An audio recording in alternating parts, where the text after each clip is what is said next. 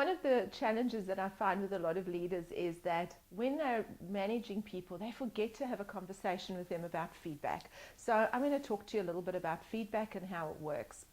I think it's quite useful if a manager had to say to somebody, you know what, when you're hired to work here, there's a process you go through where you're aiming to achieve certain goals or KPIs, but somewhere along the track you might actually go off onto a bit of a tangent. Now that could actually be behavioral, or that could be the way you're performing your role, could be anything to do with what you're doing.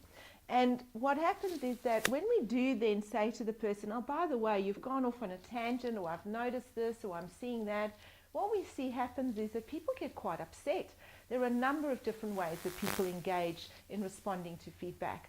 And, you know, I love asking people what all the different ways that that occurs. So you see people getting angry, they shout, they cry, they go into a sulk, they withdraw, they walk off, they don't even come to work. You know, there's a whole lot of things. I know for myself personally, when I was young, I cried like a baby whenever I got feedback.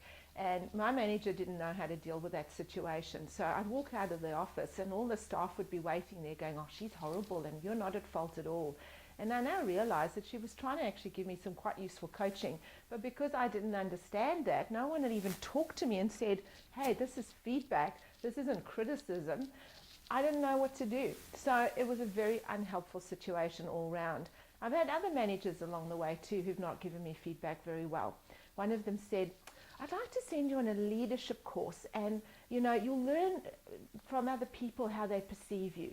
It took years before I realized that was a hint. He never sent me on the course, but of course now I get to understand that sometimes the way I was engaging with people wasn't really working, and he wanted to tell me but he didn't know how to.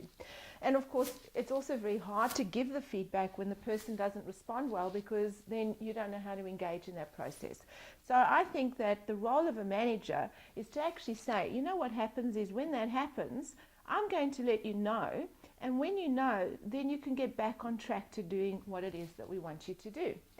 So if the manager talks about how to receive feedback, and we all learn how to do that, we learn a very simple technique, and this is something I like to teach people all the time. It's to say thank you. Now that sounds really straightforward, except it's really difficult. All it takes is for somebody to give you a piece of feedback, and you'll notice how you'll go into reaction. It's almost like a survival mechanism. Many people have heard of fight and flight, and I like freeze as well.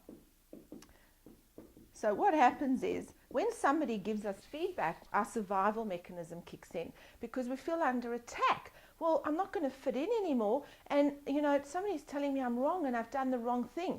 So we don't realize how strong that desire is to always be right. And so we're going to fight, flight, or freeze.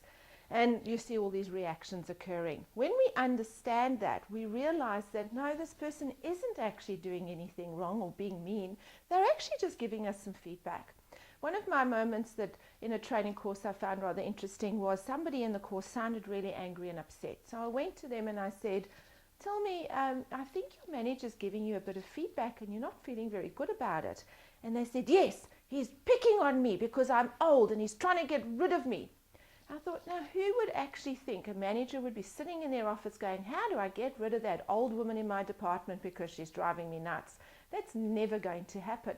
That manager was probably thinking, how am I going to coach this person and help them to realize that what they're doing isn't working? But the manager didn't know how to give feedback well, and the person didn't know how to receive feedback well, and so the whole situation became unpleasant. Well, I walked away from that because that was difficult.